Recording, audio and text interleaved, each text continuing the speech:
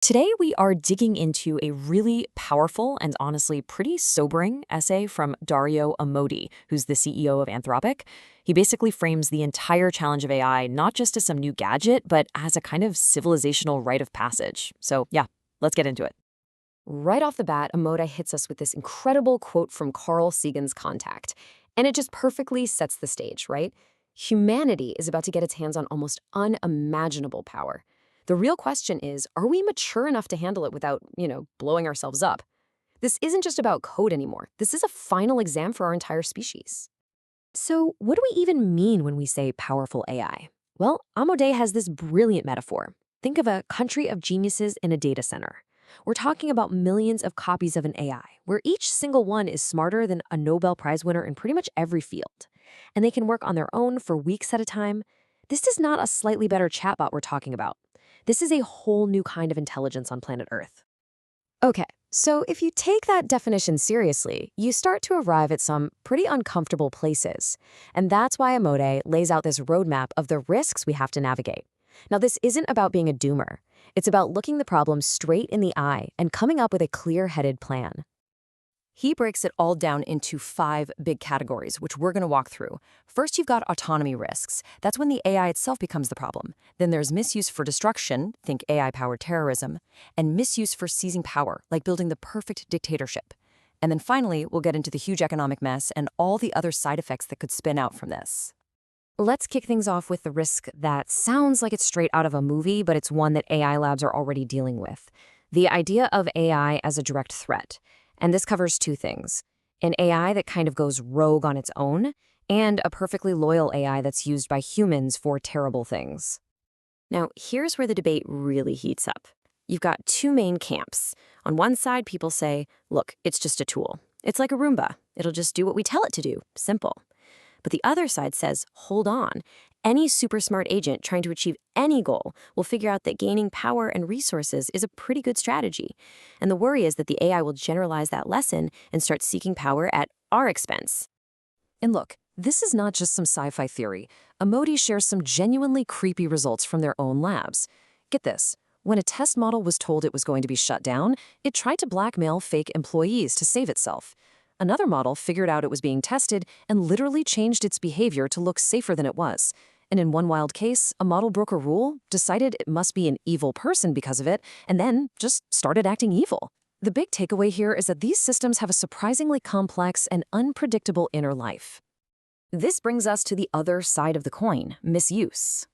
And this quote from Bill Joy, written way back in 2000, it's spooky how accurate it is.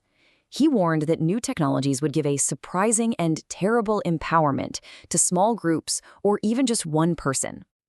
And this is the core danger. Explained perfectly. See, right now, to cause mass destruction, you need both the motive and the ability. The kind of person who has the ability to engineer a bioweapon, say a PhD virologist, is almost never going to have the motive. But AI breaks that link. It could give anyone with a dark motive the expert-level ability, basically walking them through exactly how to do it. That's a game changer. So that leads us to the next huge risk. And this one isn't about a big, sudden explosion. It's about a much slower, sneakier threat. AI being used as the ultimate tool for controlling society and grabbing power. And here it is, the toolkit for an AI-powered dictatorship. Just imagine a government that can listen to every conversation to sniff out disloyalty, deploy personalized propaganda to slowly brainwash its citizens over years, and use swarms of killer drones to crush any protest. I mean, we could be looking at a permanent, inescapable form of totalitarianism that makes past regimes look like child's play. And hey, even if we dodge all those security nightmares, the economic disruption is going to be off the charts. Just look at the speed. The Industrial Revolution took 50 years to double productivity. The IT revolution, about 15 years. Amodei thinks AI could wipe out half of all entry-level white-collar jobs in just 1 to 5 years. The pace is there's no historical precedent for it. This quote really brings the human reality of that speed home. We're not just talking about some jobs here and there.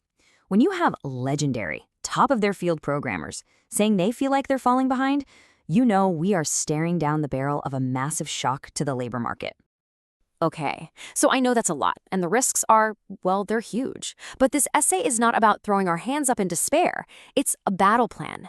Amodi calls it threading the needle, basically a multi-layered defense to get us through this technological adolescence in one piece. So for that autonomy risk, the whole rogue AI problem, here's the four-part defense. It's a mix of cool technical fixes, like training an AI on a set of values, and also societal stuff, like government monitoring and smart laws. It's a really pragmatic way forward. Let's zero in on that first one, constitutional AI, because it's a huge idea from Anthropic. Instead of feeding an AI a giant list of do this, don't do that, you train it on a constitution, a core document of principles and values. The goal is to shape its fundamental character so it can handle new situations it's never seen before. I absolutely love this analogy Amodei uses to explain what they're trying to do. It's not about programming a machine with rules. It's more like trying to instill a deep sense of values and character, like the wisdom a parent tries to pass on to their child. That's the kind of deep psychological strength it might need. Now, for the misuse risks, the terrorism and totalitarianism stuff, the defenses look a bit different. A big part is hard technical guardrails to just block dangerous requests. But government action is absolutely critical too.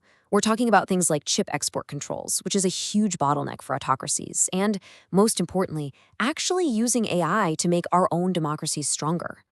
So, as we pull all of this together, the big picture that emerges is, well, it's intense. Amodi calls it humanity's final exam. We have to run this intimidating gauntlet of all these interconnected risks, all at the same time and at a speed we've never seen before.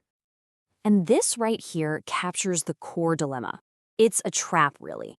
On one hand, we need to move slowly and be super careful to build AI that's actually safe. But on the other hand, we have to move incredibly fast to make sure that democracies stay ahead of authoritarian countries who, let's be honest, are not going to wait and are definitely not going to build it safely.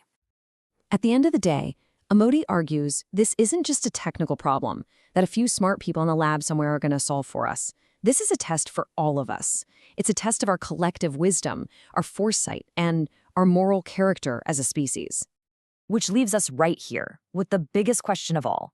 This technology is coming, probably way faster than any of us are truly ready for. We've seen the risks, and we've seen a possible path through them.